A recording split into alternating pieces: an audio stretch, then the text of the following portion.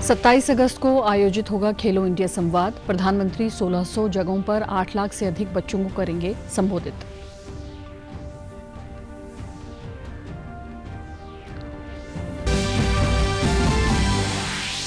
हरियाणा के मुख्यमंत्री नायब सिंह सैनी मुंबई में आयोजित happening Haryana 2.0 global capital campaign में हुए शामिल। निवेशकों व उद्योग जगत के प्रतिनिधियों के साथ की राउंड टेबल कॉन्फ्रेंस। और फाजिल्का के आसफ वाला युद्ध स्मारक पर आयोजित राखी सरहद के नाम कार्यक्रम। पंजाब के राज्यपाल ने की शिरकत। राखी को बताया शहीद सैनिकों को श्रद्धांजलि देने का प्रतीक। नमस्कार, चंडीगढ़ से आपका स्वागत है। मैं हूं भानुप्रिया। अब समाचार विस्तार से। 27 अगस्त को पूरे भारत में खेलो इंडिया संवाद आयोजित होगा, जहां प्रधानमंत्री नरेंद्र मोदी 1600 जगहों पर 8 लाख से ज्यादा बच्चों को संबोधित करेंगे। इसे लेकर आज चंडीगढ़ में युवा और खेल मंत्रालय के युवा मामले विभाग द्वारा प्रेस कॉन्फ्रेंस आयोजित की गई। इस दौरान पंजाब की state director my Bharat Rashmit Kaur ने बताया कि प्रधानमंत्री के संवाद के अलावा स्थानीय स्तर पर विधायक और स्थानीय खिलाड़ियों के साथ भी छात्रों का संवाद होगा। इस संवाद में भाग लेने के लिए QR जारी होगा। उन्होंने बताया कि इसमें 4 विषय दिए गए हैं, जिस पर चर्चा होगी और छात्र अपने सुझाव सामने रख पाएंगे। चंडीगढ़ में MCM DAV कॉलेज और SD कॉलेज में कार्यक्रम आयोजित होंगे। इसके अलावा पंजाब इंजीनियरिंग कॉलेज पैक में भी छात्रों के साथ चर्चा की जाएगी। आदरणीय प्रधानमंत्री जी युवाओं को संबोधित करेंगे। अपने जो भी स्पोर्ट्स इंफ्रास्ट्रक्चर में, स्पोर्ट्स इकोसिस्टम में जो भी 12 वर्षों में परिवर्तन हुआ है उस पर बात करेंगे। टैलेंट आइडेंटिफिकेशन की बात करेंगे। उसके बाद युवाओं के लिए ऐसा प्रोग्राम रहेगा कि लोकल स्पोर्ट्स पर्सन जो रहेंगे और वहाँ के जनप्रतिनिधि रहेंगे, उनके साथ युवाओं का संवाद रहेगा। एक QR कोड का भी आइडिया बॉक्स का भी एक प्रस्ताव रहेगा कि वहाँ पर आइडिया बॉक्स होगा जिसमें युवा अपने जो भी स्पोर्ट्स के रिगार्डिंग अपने सुझाव हैं इसमें दे सकते हैं, और जो संवाद के रिगार्डिंग जो भी आइडियाज आएंगे वह इम्प्लीमेंटेशन की तरफ भी बढ़ेंगे। हरियाणा के मुख्यमंत्री नायब सिंह सैनी आज मुंबई के दूसरे दौरे पर हैं। उन्होंने महाराष्ट्र के मुख्यमंत्री देवेंद्र फडणवीस से शिष्टाचार भेंट की। हरियाणा में निवेश की नई संभावनाओं को गति देने और प्रदेश को देश के प्रमुख औद्योगिक एवं निवेश केंद्र के रूप में और मजबूत करने के उद्देश्य से मुंबई में चल रहे happening Haryana 2.0 global capital campaign के तहत हरियाणा के मुख्यमंत्री नायब सिंह सैनी ने प्रमुख निवेशकों, ग्लोबल इन्वेस्टमेंट फर्मों और उद्योग जगत के प्रतिनिधियों के साथ राउंड टेबल कॉन्फ्रेंस की। मुख्यमंत्री नायब सिंह सैनी ने कहा कि देश की आर्थिक गति को तेज करने और प्रधानमंत्री नरेंद्र मोदी के विकसित भारत के संकल्प को साकार करने में उद्योग जगत की महत्वपूर्ण भूमिका है। उन्होंने कहा कि हरियाणा सरकार का लक्ष्य प्रदेश को ऐसा भरोसेमंद, रिस्पॉन्सिव और इन्वेस्टर फ्रेंडली राज्य बनाना है, जहां निवेशकों को बेहतर कारोबारी अवसरों के साथ साथ सरकार के साथ काम करने में विश्वास और सकारात्मक अनुभव मिले। उन्होंने कहा कि बैठक के दौरान निवेशकों ने अपने अनुभवों के आधार पर कई महत्वपूर्ण और व्यवहारिक सुझाव दिए हैं। मुख्यमंत्री ने निवेशकों से कहा कि निवेशकों की पोर्टफोलियो कंपनियां हरियाणा में एक्सपेंशन, मैन्युफैक्चरिंग, GCC, टेक्नोलॉजी और लॉजिस्टिक के क्षेत्र में अवसर तलाश रही है और हरियाणा सरकार की टीम उनके साथ आगे भी संवाद करने और हर संभव फैसिलिटेशन देने के लिए तैयार है। पंजाब के फाजिल्का जिले से कुछ किलोमीटर दूर स्थित आसफ वाला युद्ध स्मारक पर राखी सरहद के नाम राष्ट्रीय रक्षा का सम्मान, बहनों का गौरव नाम से राज्य स्तरीय कार्यक्रम आयोजित किया गया। पंजाब के राज्यपाल गुलाब चंद कटारिया मुख्य अतिथि के रूप में कार्यक्रम में शामिल हुए। इस मौके पर भारतीय सेना और BSF के 1100 जवानों के गुटों पर फाजिल्का की महिलाओं ने राखी बांधी और देश की सीमाओं के लिए किए जा रहे प्रयासों के लिए उनका धन्यवाद किया।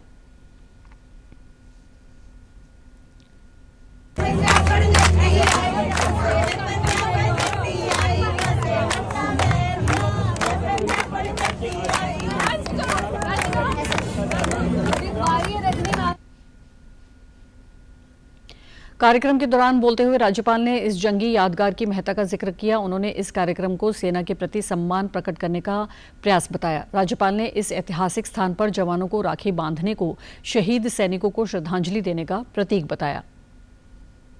आज ये शायद देश का पहला कार्यक्रम होगा कि सरहद पर इतनी बड़ी संख्या में बहनों ने उपस्थित होकर के अपने फौजी भाइयों के हाथ में राखी बांधने का यह उत्सव किया है।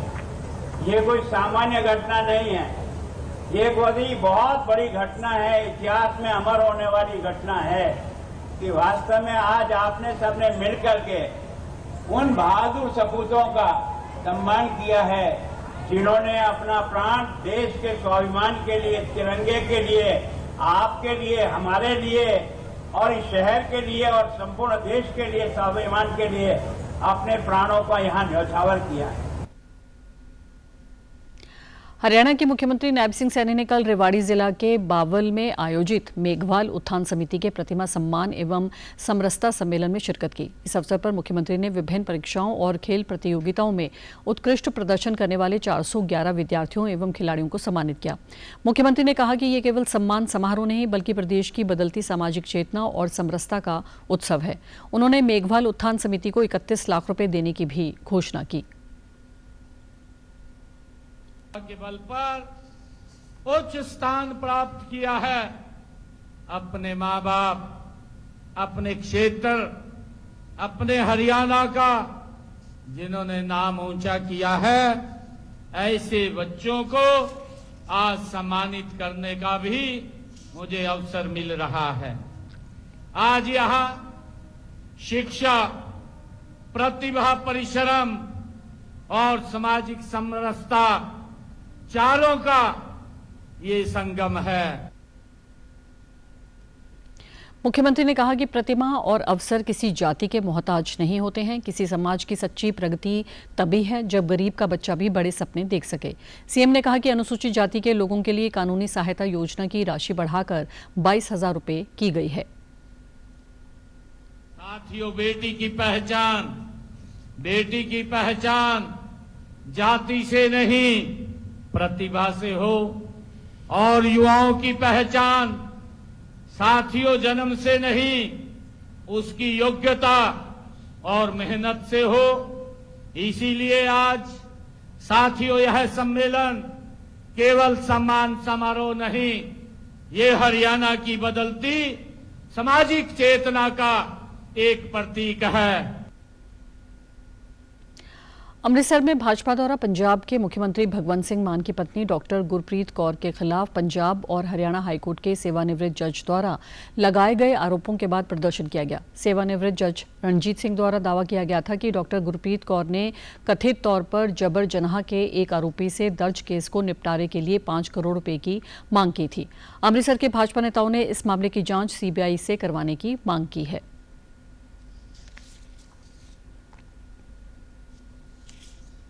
उनकी ईमानदारी और भ्रष्टाचार दिख रहा है। 5 करोड़ रुपया मांगना, वो भी एक बलात्कारी को बचाने के लिए, शर्म आनी चाहिए। पंजाब के हालात इन्होंने क्या बद से बदतर कर दिए। 1984 से बुरा हाल पंजाब में अब है भगवंत मान जी की सरकार में। नशे की दलदल में पंजाब जा रहा है, युवा पीढ़ी नशे में डूबती जा रही है। गैंगस्टर घर घर में फिरौतियां मांग रहे हैं। क्या ये सरकार चला रहे हैं? इनको घर बैठ जाना चाहिए। भारतीय जनता पार्टी बड़े अच्छे से सरकार चलाएगी पंजाब में। चंडीगढ़ के सेक्टर 43 स्थित बस अड्डे की पार्किंग से टिफिन बम बरामद हुए हैं। पुलिस और सुरक्षा एजेंसियों को टिफिन में से कथित तौर पर आईईडी बरामद हुई है। चंडीगढ़ पुलिस ने 3 नौजवानों को हिरासत में लेकर पूछताछ शुरू कर दी है। सेक्टर 43 बस अड्डे से पंजाब, हिमाचल प्रदेश और उत्तराखंड सहित कई राज्यों के लिए बसें चल रही हैं और वहां बड़ी संख्या में यात्री मौजूद रहते हैं। मामले की गंभीरता को समझते हुए पंजाब पुलिस द्वारा अलर्ट जारी किया गया है। चंडीगढ़ के सेक्टर 36 थाने में एफआईआर दर्ज करके मामले की अगली जांच की जा रही है। गिरफ्तार किए गए संदिग्धों में 19 वर्षीय नौजवान लवप्रीत सिंह, 21 वर्ष के नौजवान जशनप्रीत सिंह उर्फ जशनदीप और 19 साल का प्रभप्रीत सिंह उर्फ प्रभ शामिल है। पुलिस ने कार्रवाई के दौरान लगभग 5 किलो जेलेटिन स्टिक, विस्फोटक, एक डेटोनेटर, पावर स्रोत और रिमोट संचालक सिस्टम सहित एक पिस्तौल, मैगजीन और 5 जिंदा कारतूस बरामद किए हैं।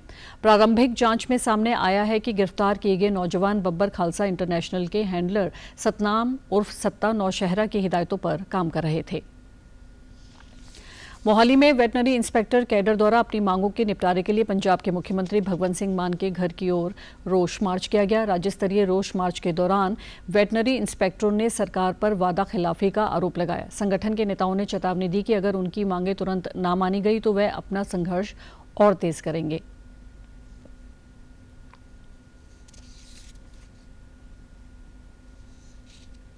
आज यहाँ पे मोहाली में इकट्ठा हुए हैं। हमारा इकट्ठे होने का कारण है कि जो डायरेक्टर एनिमल हस्बेंड्री है वो पशुपालन विभाग के जो वेटरनरी इंस्पेक्टर केडर हैं उनके साथ भद्दा व्यवहार कर रहा है, उनके साथ मतरिया व्यवहार कर रहा है। उसके खिलाफ और पंजाब सरकार के खिलाफ प्रोटेस्ट करने के लिए पंजाब भर से वेटरनरी इंस्पेक्टर केडर आज मोहाली में आए।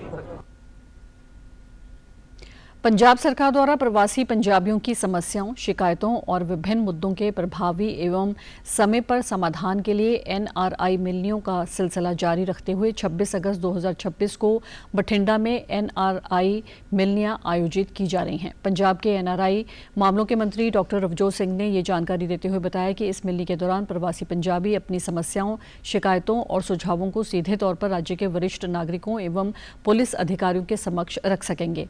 एनआरआई मंत्री ने बताया कि ये मिलनियां 26 अगस्त दिन बुधवार को सुबह 11 बजे होटल सैपल, जीटी रोड, निकट तिकोनी, बठिंडा में होगी। उन्होंने बताया कि इन एनआरआई मिलनी में बठिंडा, मोगा, फिरोजपुर, फरीदकोट, फाजिलका, श्री मुक्तसर साहिब और मानसा जिलों से संबंधित प्रवासी पंजाबी भारतीय शामिल हो सकेंगे।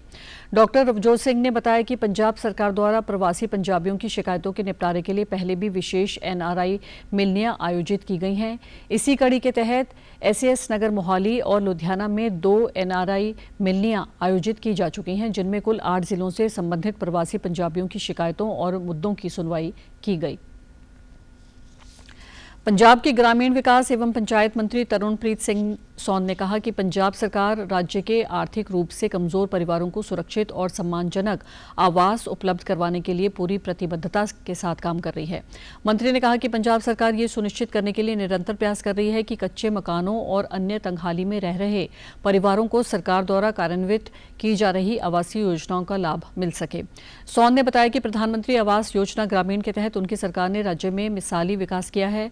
वर्ष 2024-25 से लेकर अब तक पंजाब में कुल 36,792 घरों को सीधी वित्तीय सहायता के लिए मंजूरी दी गई है। इनमें से 17,000 घरों का निर्माण 478.45 करोड़ रुपए की वित्तीय सहायता से पूरा हो चुका है और शेष 19,792 घरों के निर्माण का कार्य भी तेजी से चल रहा है। सोन ने आगे बताया कि नियमित आवासीय सहायता के अलावा पंजाब में बाढ़ प्रभावित परिवारों के लिए 360 करोड़ रुपए का विशेष पैकेज भी मंजूर किया गया है। इस पैकेज के तहत 30,000 क्षतिग्रस्त घरों के पुनर्निर्माण और मरम्मत का लक्ष्य रखा गया था। उन्होंने बताया कि अब तक 28,020 घरों को मंजूरी दे दी गई है। पंजाब सरकार द्वारा विधवा एवं निराश्रित महिला वित्तीय सहायता योजना के माध्यम से राज्य की 7 लाख से अधिक विधवा और निराश्रित महिलाओं को वित्तीय सुरक्षा, सम्मान और सामाजिक सहायता प्रदान की जा रही है। सामाजिक सुरक्षा, स्त्री एवं बाल विकास मंत्री डॉक्टर बलजीत कौर ने कहा कि कोई भी पात्र महिला आर्थिक तंगी के कारण सम्मानजनक जीवन जीने के अधिकार से वंचित न रहे। योजना के संबंध में जानकारी देते हुए सामाजिक सुरक्षा, स्त्री एवं बाल विकास मंत्री ने बताया कि पंजाब सरकार द्वारा विधवा एवं निराश्रित महिला वित्तीय सहायता योजना के तहत चालू वित्तीय वर्ष के दौरान जुलाई माह तक 518.81 करोड़ रुपए की राशि जारी की जा चुकी है। उन्होंने कहा कि राज्य भर में 7 लाख से अधिक महिलाएं इस योजना का लाभ प्राप्त कर रही हैं। कैबिनेट मंत्री ने आगे बताया कि पंजाब सरकार द्वारा वित्तीय वर्ष 2026-27 के दौरान इस योजना के प्रभावी संचालन के लिए 1200.97 करोड़ रुपए का बजट प्रावधान किया गया है, ताकि हर पात्र विधवा और निराश्रित महिला तक सामाजिक सुरक्षा के लाभ पहुंचाए जा सकें। सावन के पावन महीने के आखिरी सोमवार के अवसर पर देश भर के शिवालयों में श्रद्धालुओं की भारी भीड़ उमड़ रही है। भक्त भगवान शिव का जलाभिषेक और विधि विधान से पूजन अर्चन कर सुख समृद्धि एवं खुशहाल जीवन की कामना कर रहे हैं। श्रद्धालुओं की बड़ी संख्या को देखते हुए प्रमुख शिव मंदिरों में सुरक्षा के कड़े इंतजाम किए गए हैं। वाराणसी, उज्जैन से लेकर पुरी तक शिवालयों में सुबह से ही भक्तों का तांता लगा हुआ है। वाराणसी में काशी विश्वनाथ धाम में सोमवार तड़के से ही बड़ी संख्या में श्रद्धालु पहुंचने लगे। देश के विभिन्न हिस्सों से आए भक्त बाबा विश्वनाथ के दर्शन और पूजा अर्चना के लिए लंबी कतारों में अपनी बारी का इंतजार करते हुए नजर आए। मंदिर परिसर और आसपास के क्षेत्रों में श्रद्धालुओं की भीड़ को देखते हुए प्रशासन की ओर से व्यापक सुरक्षा एवं भीड़ प्रबंधन की व्यवस्था की गई है। मंदिर परिसर को रुद्राक्ष और फूलों से खूबसूरती से सजाया लाया गया है। वाराणसी के जिला मजिस्ट्रेट सत्येंद्र कुमार ने बताया कि बड़ी संख्या में भक्त शिव मंदिरों में जलाभिषेक के लिए आ रहे हैं। उन्होंने कहा, सुबह के सिर्फ 5 बजे होने के बावजूद भी 60,000 से ज्यादा भक्तों ने काशी विश्वनाथ के दर्शन किए। भारतीय रेलवे ने मुंबई के पास स्थित जवाहरलाल नेहरू पोर्ट से वडोदरा मंडल के वरनामा स्थित कॉनकोर के जीसीटी टर्मिनल तक पहली double stack long haul container train का सफल संचालन किया। इस ट्रेन ने लगभग 422 किलोमीटर की दूरी तय करते हुए 360 TEU कंटेनर ढोए। ये ट्रेन 21 अगस्त की शाम 7 बजे JNPT से रवाना हुई और पश्चिमी समर्पित माल गलियारे पर ही चली। ये एक ही रेल यात्रा में कंटेनर माल ढुलाई क्षमता बढ़ाने की दिशा में महत्वपूर्ण कदम माना जा रहा है। इस लॉन्ग हॉल ट्रेन में 2 डबल स्टैक रैक को जोड़कर चलाया गया। आगे वाले रैक ने JNPT वडोदरा मार्ग पर 451 लोड संरचना के साथ सफर किया। इसे लोकोमोटिव संख्या 60311 ने खींचा और इसका कुल वजन 1817 टन था। पीछे वाले रैक में भी 451 लोड संरचना थी। इसे लोकोमोटिव संख्या 24690 ने खींचा और इसका वजन 2105 टन था। दोनों रैक मिलाकर कुल 360 TEU कंटेनर ले जाए गए, जिनमें प्रत्येक रैक में 180 TEU कंटेनर थे। और आप हमारे समाचार YouTube channel DD news Chandigarh, Facebook DD news Chandigarh और सोशल मीडिया X व DD न्यूज़ CHD पर भी देख सकते हैं। इसी के साथ चंडीगढ़ से समाचारों का सिलसिला समाप्त होता है। नमस्कार।